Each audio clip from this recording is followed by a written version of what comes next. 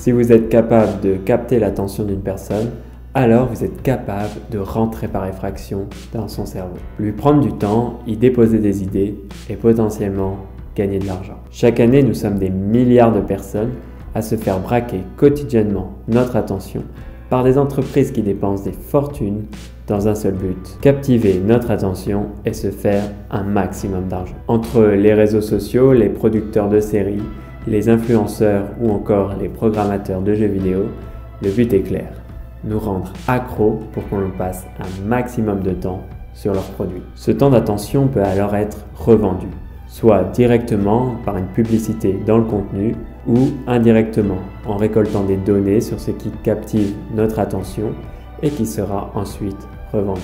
Au gré de nos émotions et de nos décharges de plaisir dans le cerveau, notre attention se laisse captiver, hypnotiser. Le problème n'est pas de vivre des émotions et de ressentir un peu de plaisir sur les réseaux sociaux après une journée de travail. Le problème est que notre cerveau en ressort saccagé. Nos émotions, notre humeur, notre concentration, notre motivation s'en trouvent perturbés. Nos objectifs à long terme et nos projets sont sacrifiés pour un plaisir immédiat et constant. Attachez bien vos ceintures, nous partons dans un voyage dans le cerveau pour comprendre et devenir maître de son attention. Celui qui est capable d'apprivoiser son attention deviendra maître de son cerveau. Et celui qui est maître de son cerveau devient maître de sa vie. Qui a déjà eu un cours à l'école qui lui explique comment fonctionne l'attention? Et comment fait-on pour se concentrer sans se laisser distraire? Nous avons tous besoin de nous concentrer, que ce soit dans la vie privée, au travail, pour apprendre une nouvelle compétence ou un nouveau savoir. Plus nous sommes attentifs et plus nous sommes aptes, sans se laisser distraire, à suivre une conversation, à être productif dans le travail, à être présent dans les moments avec la famille ou simplement à savourer la vie. Nous avons déjà tous éprouvé que de ne pas se faire braquer notre espace mental, c'est plus facile à dire qu'à faire. Il suffit de s'asseoir sur les toilettes pour ressentir une envie soudaine d'ouvrir notre application favorite. Pour éviter de nous faire braquer notre espace mental, il est essentiel que l'on comprenne comment fonctionne l'attention. Chaque seconde, notre cerveau reçoit de l'environnement des milliers d'informations à travers nos 5 sens. Nous pouvons ajouter à ces informations captées en permanence toutes les informations que notre cerveau reçoit de notre vie interne, comme les changements homéostasiques, la température, la respiration, la digestion, la sensation de satiété. En même temps, notre cerveau doit traiter nos souvenirs, nos émotions, nos pensées, qui viennent souvent capter insidieusement notre attention. Parmi toutes les informations captées à chaque seconde, notre cerveau doit sélectionner sur quelles informations porter l'attention. Si nous voulons porter notre attention sur la musique qui passe à la radio dans un restaurant bruyant, nous devons ignorer les discussions voisines et les bruits de vaisselle pour n'écouter que la musique. Puis quelques secondes plus tard, si nous voulons porter notre attention sur la conversation avec notre interlocuteur, nous devons faire abstraction des autres informations comme la musique. Au niveau cérébral, le cerveau doit faire une sélection des informations perçues. Cela se matérialise par l'activation de certaines régions au détriment d'autres en fonction que l'on choisit d'écouter la musique ou notre interlocuteur. Si je vous demande de chercher les objets rouges sur cette image, les neurones capables de repérer le rouge s'activeront et les neurones spécialisés dans les autres couleurs seront inhibés. Dans un premier temps, le cerveau capte toutes les couleurs sur l'image. Puis c'est le lobe frontal qui va choisir d'aller amplifier l'activité des neurones spécialisés dans le rouge. Ce qui aura pour effet que les objets de couleur rouge vont apparaître plus clairement que les autres objets dans notre champ visuel. L'attention sélective nous permet de traiter une information en profondeur. Nous avons besoin d'attention pour traiter n'importe quelle tâche un minimum complexe, comme mémoriser un numéro de téléphone, suivre une conversation, réfléchir ou encore monter une marche sans trébucher. Si seulement nous n'utilisions pas que 10% de notre cerveau, nous pourrions être extrêmement productifs et faire tellement de choses en même temps. Sauf que la légende urbaine que nous n'utilisons que 10% de notre cerveau est totalement fausse. Tout comme l'idée que nous pouvons porter notre attention sur plusieurs tâches en même temps.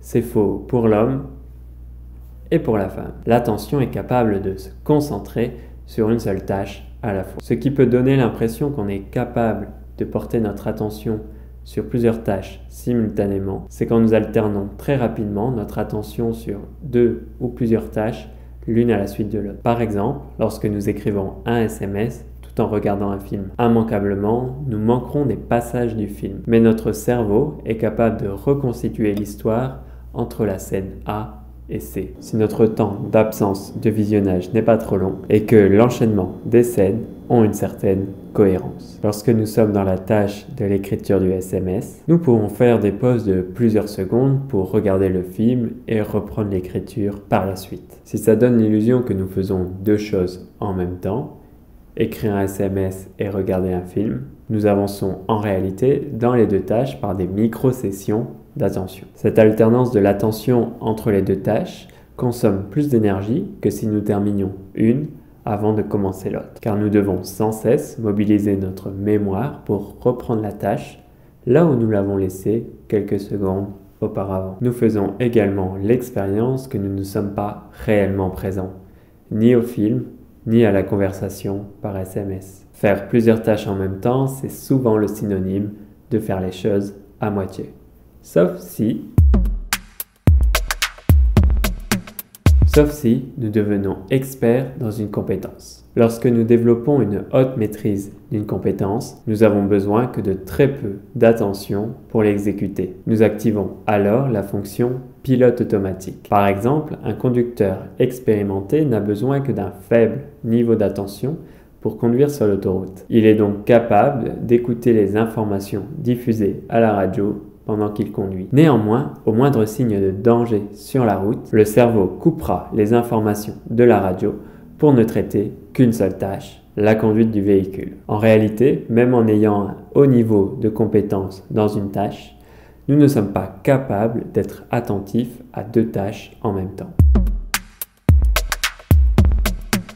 J'imagine qu'en regardant cette vidéo, vous pourriez être intéressé par le fait de ne plus jamais être victime de la distraction. Vous maîtriserez alors votre mental pour concentrer votre attention seulement sur des tâches importantes qui vous stimuleraient intellectuellement et qui vous permettraient de vivre votre vie exactement comme vous l'entendriez. La légende raconte qu'un seul homme y est parvenu, mais au moment même où il a atteint l'attention ultime, sans aucune distraction, il est mort. Oui, un accident tragique.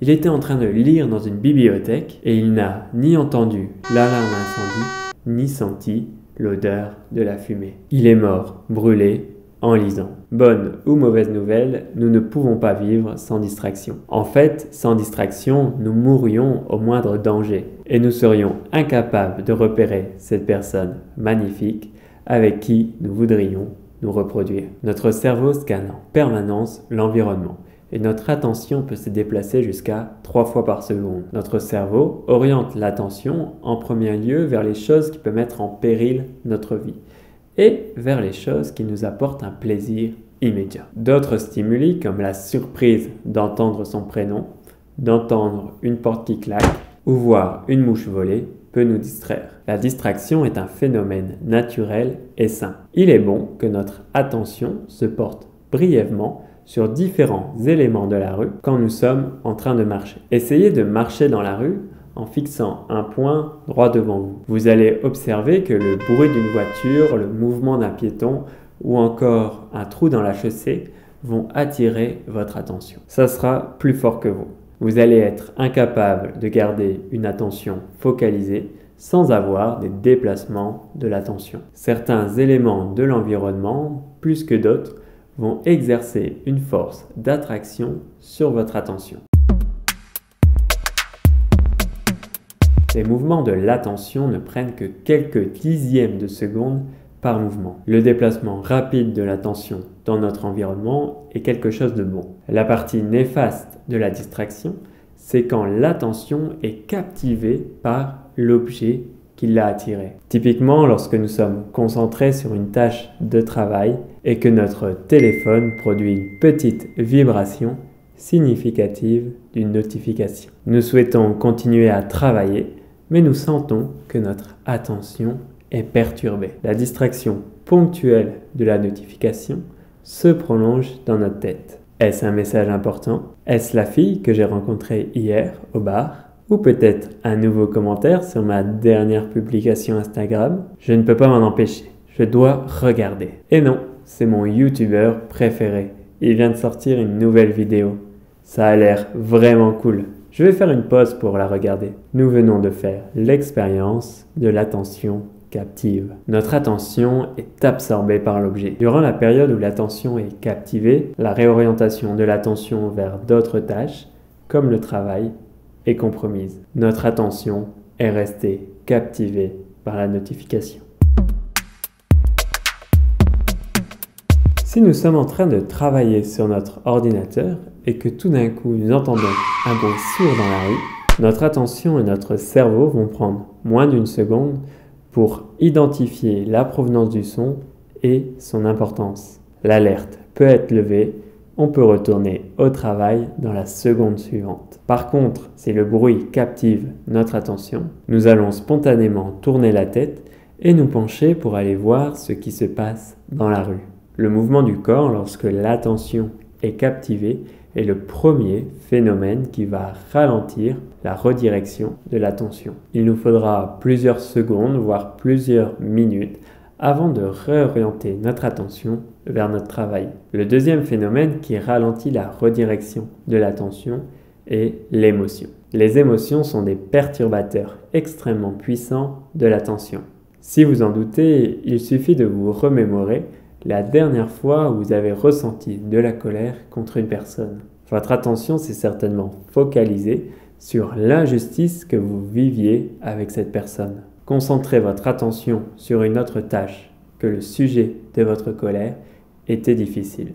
Mais nous n'avons pas besoin d'une émotion si prononcée pour être déstabilisé sur le plan émotionnel. Une simple personne souriante dans une publicité à un arrêt bus suffit parfois à nous captiver pendant plusieurs secondes. Le dernier phénomène qui nous empêche d'avoir une bonne mobilité de l'attention est le phénomène des pensées. De retour au café, nous écoutons la tirade de notre interlocuteur en buvant un café. Si notre corps montre des signes d'attention comme des oui de la tête, nous pouvons être absents de la conversation.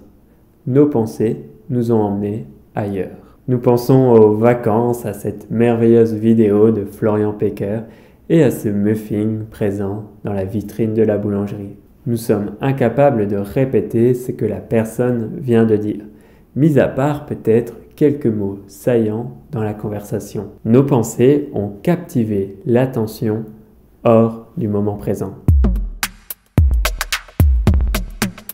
Si dans ces exemples, l'attention est captivée un temps qu'on peut juger relativement court, il arrive parfois que notre attention soit captivée pendant des heures, ce qui peut avoir un impact considérable dans notre vie. Toujours au café, nous apercevons derrière la personne à qui nous parlons un poster de Britney Spears. Notre attention est naturellement attirée. Nous le regardons quelques secondes et puis nous reprenons la discussion. À plusieurs moments pendant le café, notre attention sera captée, le temps d'un instant, par le poster saillant de Britney. Britney activera de moins en moins les aires neuronales qui réagissaient à la vue du poster. Contrairement à un poster, les vidéos proposent sans cesse de nouvelles informations qui stimulent de nouveaux neurones. Le phénomène d'habituation à une image n'est plus possible, car de nouvelles images surgissent en permanence. Cette hyperstimulation bombarde d'appels les zones de l'attention. Face à ce flux de stimulation, le cerveau ne peut pas ne pas y prêter attention. Les vidéos laissent peu de place à la possible réorientation de l'attention. La vaisselle peut attendre, là, je regarde ma vidéo.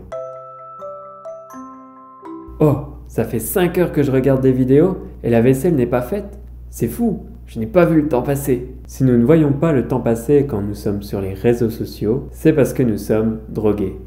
Oui, drogués au plaisir. Chaque contenu plaisant alimente notre circuit de la récompense et libère de la dopamine, un neurotransmetteur responsable du plaisir et de la motivation. L'attention et le plaisir forment un bon duo. Nous avons tout intérêt à ce que des sources de plaisir attirent notre attention. comme de la nourriture ou un billet de 10 € posé par terre. Au départ de l'évolution, le plaisir est souvent la conséquence d'un effort. Il n'existe pas un bouton dans la nature sur lequel on pourrait appuyer qui nous procurerait du plaisir en continu et autant de fois qu'on le voudrait. Notre modernisation et notre attrait pour le plaisir ont permis de développer des appareils qui nous permettent de libérer du plaisir en un clic. C'est vraiment cool, mais ce n'est vraiment pas bon pour notre cerveau et nos objectifs à long terme. Le noyau accumbens est un élément central du circuit de la récompense. Il reçoit d'une part les informations provenant de l'amygdale et de l'hippocampe et d'autre part les informations provenant du lobe préfrontal. Le premier propose au circuit de la récompense des objectifs à court terme, comme manger le gâteau que nous venons de voir dans la boulangerie, regarder une vidéo pour se distraire ou encore boire un bon verre de vin. L'amygdale et l'hippocampe réagissent à notre environnement immédiat. Le cortex préfrontal, quant à lui, propose au circuit de la récompense des objectifs avec des bénéfices à long terme, comme se mettre au travail au lieu de regarder la télé. Le cortex préfrontal anticipe le futur et propose au noyau accumbens des comportements qui vont favoriser une vie ultérieure meilleure. Les informations transmises au noyau accumbens se font via la dopamine. La dopamine en provenance du cortex préfrontal n'agit pas exactement sur les mêmes récepteurs que la dopamine provenant de l'amygdale et de l'hippocampe. Lorsque le noyau accumbens reçoit un message de l'un, il ignore les messages de l'autre. C'est ce qui fait que l'on choisit entre scroller sur son téléphone ou se mettre à travailler. On ne fait pas les deux en même temps. L'un des messages l'a emporté sur l'autre. Mais comment ça fonctionne? Comment le noyau accumbens choisit entre prendre des objectifs à court terme ou à long terme? Et tout simplement par la concentration de dopamine au niveau du noyau accumbens. Plus il y a de dopamine et plus les comportements avec des objectifs à court terme et du plaisir immédiat seront privilégiés. Et ça peut aller jusqu'à stopper complètement les messages provenant du cortex préfrontal. C'est ce qui se passe quand nous sommes sur les réseaux sociaux. Les petits shoots de dopamine à chaque nouveau contenu plaisant déconnectent notre cortex préfrontal, gardien de notre avenir. Lorsque nous favorisons sur une longue période les plaisirs immédiats, nous renforçons la plasticité cérébrale des voies entre l'amygdale, l'hippocampe et les noyaux accumbens. Moins nous nous centrons sur nos objectifs à long terme et plus les connexions entre le cortex préfrontal et les noyaux accumbens se détériorent. C'est-à-dire qu'il y a de moins en moins de neurones pour transmettre le message. Ce mécanisme est à l'origine des dépendances. Nous passons alors beaucoup de temps dans des actions plaisantes à court terme, au détriment de nos projets, de notre avenir. Ce cercle vicieux fait que nous perdons le plaisir de nous mettre au travail, dans l'objectif d'atteindre un but. De plus, l'étude du cerveau a permis de mettre en évidence que nous pouvons devenir hypersensibles à certains éléments. Par exemple, si nous avons créé une forte association entre biscuit et plaisir, nous allons devenir hypersensibles au biscuit. C'est-à-dire que la présence d'un biscuit dans notre champ de vision ou le simple fait de l'évoquer activera notre circuit de la récompense. À la vue du biscuit, notre attention sera captivée et une envie irrésistible nous poussera à le dévorer. Nous ne sommes pas hypersensibles aux mêmes choses. Un amateur automobile repérera en un instant une Mustang dans la rue, tandis qu'elle peut être complètement ignorée du champ attentionnel de la personne qui marche à côté de lui. Même si la voiture a été perçue dans le champ visuel des deux personnes, pour le second, l'information « Il y a une belle voiture » n'a pas été jugée intéressante pour attirer l'attention. Il passera à côté sans même la remarquer. Si vous êtes intéressé pour améliorer votre concentration, je souhaite réaliser une seconde vidéo avec des outils concrets pour améliorer votre concentration.